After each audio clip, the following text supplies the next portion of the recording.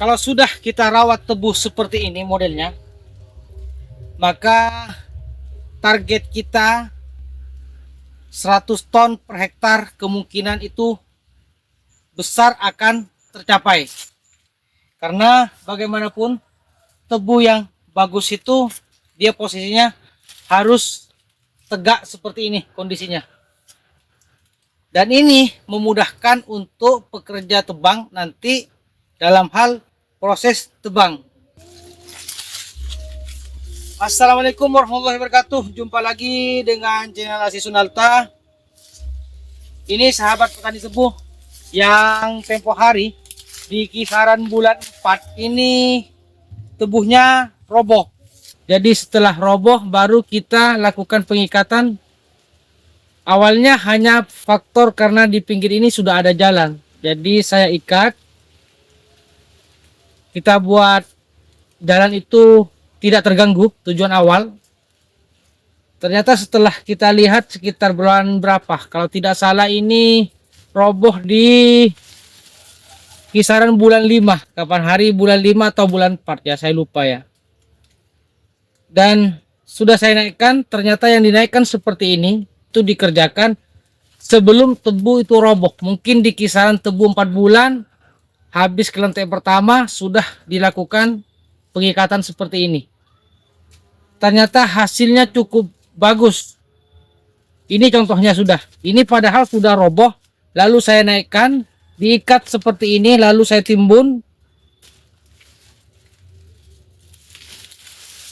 Dan betul, tebu ini pertumbuhannya tidak terganggu.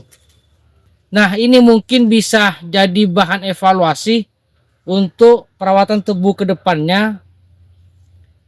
Setelah ini yang lain roboh, saya lihat barusan itu banyak bermunculan tunas ya di bagian ini.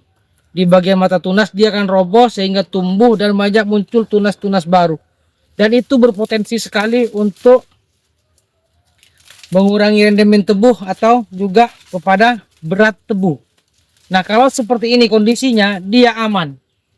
Padahal yang ini saya pikir kemarin bentuk uji coba ya. Ternyata ini bagus hasilnya ya. Ini cukup kokoh. Bisa teman-teman saksikan ya. Ini cukup kokoh. Kita ikat banyak tali yang ini yang sudah masuk di sini, kita pakai tali rafia. Ternyata sangat efektif daripada kita ikat tunggal. Misalnya satu baris kita ikat itu, satu baris di sini juga kita ikat, pada akhirnya roboh. Tapi kalau seperti ini kondisinya, baris satu dan baris kedua itu dijadikan satu. Ini bisa teman-teman saksikan ya contohnya ya. Cukup kokoh dan ini bagus. Dan tebu cukup besar-besar kalau sudah seperti ini kondisinya. Karena pertumbuhannya bisa dikatakan tidak terganggu lagi ya. Dan untuk menghemat biaya bumbu nanti bisa kita gunakan mesin bajak ya. Ini kita hanya menggunakan manual kemarin pada saat ini diikat, ini ada penambahan tanah di sini, kita ambilkan secara manual. Tapi kalau sudah kita gabung dua menjadi satu ini, yang sebelah kanan juga dua menjadi satu dengan ke sana, maka terjadi nanti baris yang kosong cukup lebar. Nah, ini kita pakai mesin bajak yang ada, kalau di sini dibilang blowing ya, atau singkal ya, yang bener singkal yang mungkin bisa di setel nanti agak lebar. Kita bajak untuk mengisi ini biar lebih kokoh. Itu untuk menghemat nanti. Itu yang saya pikirkan ya. Saya betul-betul terinspirasi kembali ini. Ternyata cara ini awalnya tidak yakin saya. Cuman saya kerjakan saja. Ternyata hasilnya cukup bagus ya. Tebunya betul-betul tua, nampak sekali ini tuanya, dan betul-betul katos ya, tidak nampak sekali, tidak beronggah tebunya itu kalau dibuat seperti ini. Dan bagi teman-teman yang suka dengan melakukan tanam tebu plus tumpang sari, misalnya tumpang sari dengan jagung, saya yakin kalau sudah seperti ini kondisi tebunya masih kokoh berdiri ini, bisa kita lakukan tumpang sari di sini. Kenapa? Ini jadinya setelah ini ditarik ke kanan dan ke kiri.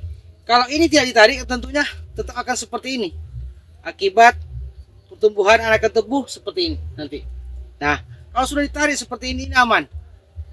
Berapapun umur tebu, kita bisa melakukan tanam jagung. Seandainya itu mau melakukan tumpang sari ya. Jadi betul-betul perlu kita pelajari teknik tanam tebu itu. Bagaimana kita tebu itu menghasilkan hasil yang cukup maksimal. Ini bahan evaluasi, karena kalau sudah roboh kita tidak segera tebang, kita masih menunggu harga yang lebih baik. Ini banyak yang tumbuh tunas seperti ini kondisinya, tumbuh seperti ini. Nah, ini menghambat kepada pertumbuhan tebu yang di atas ya. Seharusnya nutrisi atau vitamin tebu yang ada di tanah ini sudah terangkat ke atas, semuanya masih diserap yang seperti ini kondisinya. Nah, kalau yang roboh itu sudah saya lihat hampir setiap baris itu terjadi seperti itu ya, atau setiap tunas muncul seperti itu. Karena curah hujan di daerah kami itu cukup bagus. Kalau tidak ada air lah yang masuk ke lokasi, mungkin tidak akan tumbuh ya. Tapi karena cuaca hari ini cukup bagus, sehingga banyak yang tumbuh. Mungkin sahabat petani tebu ini juga bisa jadikan referensi ya. Jadi evaluasi tahun berikutnya itu pada saat kita kelentek tebu ini, kelentek pertama misalnya kita mengkelentek di ruas 8 ya. Setelah kita kelentek, kita suruh orang untuk mengikat. Itu lebih efektif kayaknya. Dan pada saat sudah diikat antara baris satu dengan baris yang kedua, maka ada baris yang cukup longgar sehingga matahari bagus masuknya, artinya full matahari masuk, dan pertumbuhan tebu malahan lebih cepat ya ketimbang yang tidak diikat. Lebih bagus yang seperti ini. Tebu ini betul-betul nampak berisi, katos lah tebunya ini kelihatannya. Jadi saya sarankan untuk petani tebu, jika berminat untuk tahun depannya itu harus kita evaluasi bersama-sama bagaimana nanti untuk mengantisipasi cuaca atau curah hujan yang cukup lebat dan angin yang cukup besar, mungkin bisa terselamatkan tebunya. Minim kita untuk roboh. Cara ini efektif. Nah, saya berpikir kembali ini, jadi setelah ini dijadikan satu seperti ini kondisinya,